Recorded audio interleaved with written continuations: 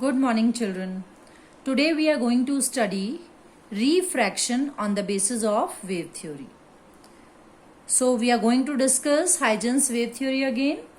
Huygens wave theory says that every point on the given wavefront acts as the fresh source of new disturbance called secondary waves or wavelets.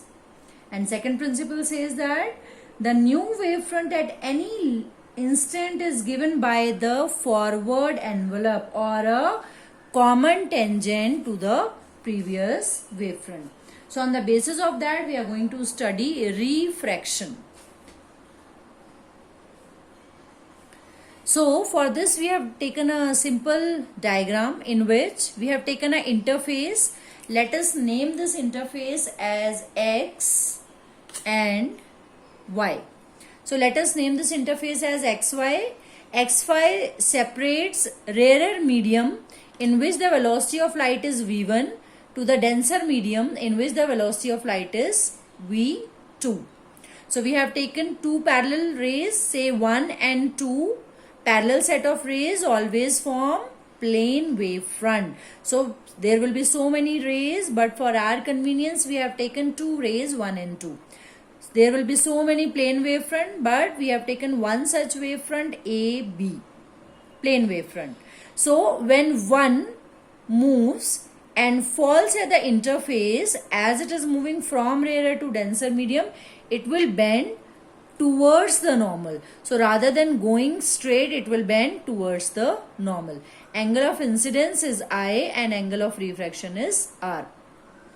We have discussed in previous derivation also that rays make angle of incidence and angle of refraction with the normal, but the wavefront makes this angle with the surface. So this plane wavefront, incident plane wavefront AB will make angle I with the interface X, Y. Similarly, 2 ray will go, ray number 2, and it will also bend towards the normal.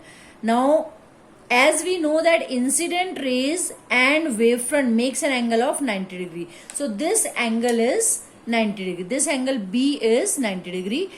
With the formation of refracted ray 1 dash and 2 dash, we get the refracted plane wavefront. Let us name that as C and D.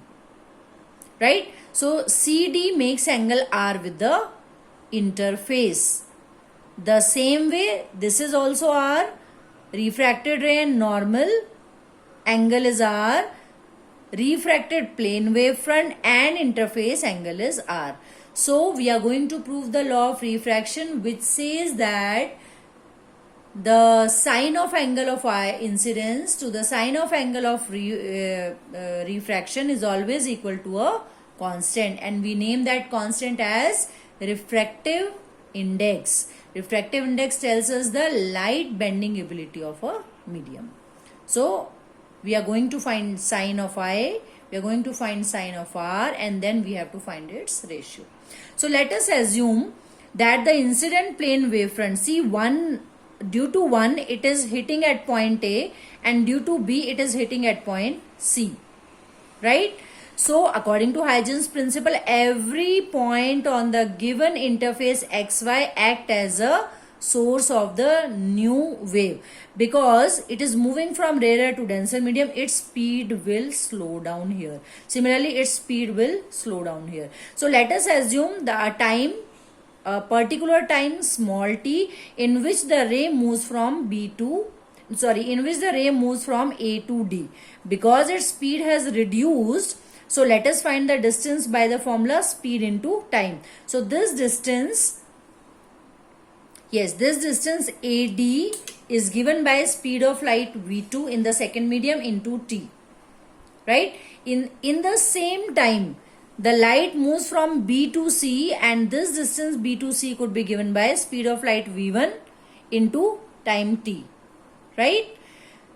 Same time, because we are discussing the same time, जितने time में ray B से सी तक जाएगी, the time in which ray moves from B to C, in the same time will it travel the same distance? No, because it is a denser medium, the speed of light will reduce. So let us say this much distance is v1 into t, but in second medium the distance will be obviously less than the first distance.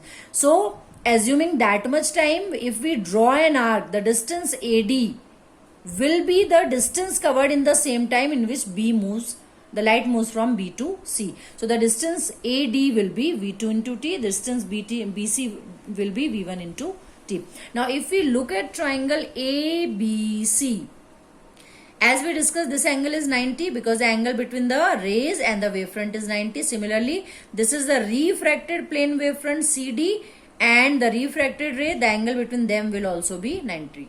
So this is a right angle triangle. This is also a right angle triangle. Finding sin I, which will be perpendicular upon base, that is BC upon sin I, sorry, perpendicular upon hypotenuse. So this will be BC upon hypotenuse AC.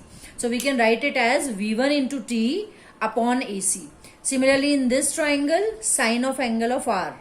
So this will be perpendicular AD upon hypotenuse AC. So this is equal to AD upon AC. Putting the value of BC and AD from here, V1 into T by AC, V2 into T by AC. Finding their ratio.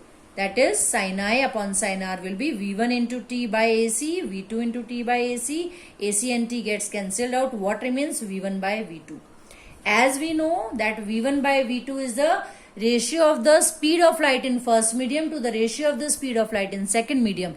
This is always a constant. This constant is called as refractive index of medium 2 with respect to 1. Means the light is moving from 1 to 2. It means sin I upon sin R is a constant, and that constant is mu, and we can also name this law as Snell's law, which is the first law of refraction. The second law says that the incident ray, the normal and the refracted ray all lie in the same plane. So you can look at the diagram. The incident rays are perpendicular to the plane of the paper because AB is perpendicular here. The normal is perpendicular to the plane of the paper, and the refracted wavefront is also perpendicular to the plane of the paper. So we may say that incident ray, refracted ray and normal all are perpendicular to the plane of the paper. Hence, they lie in the same plane, which is the second law of refraction. Hope you understand, children. Thank you so much.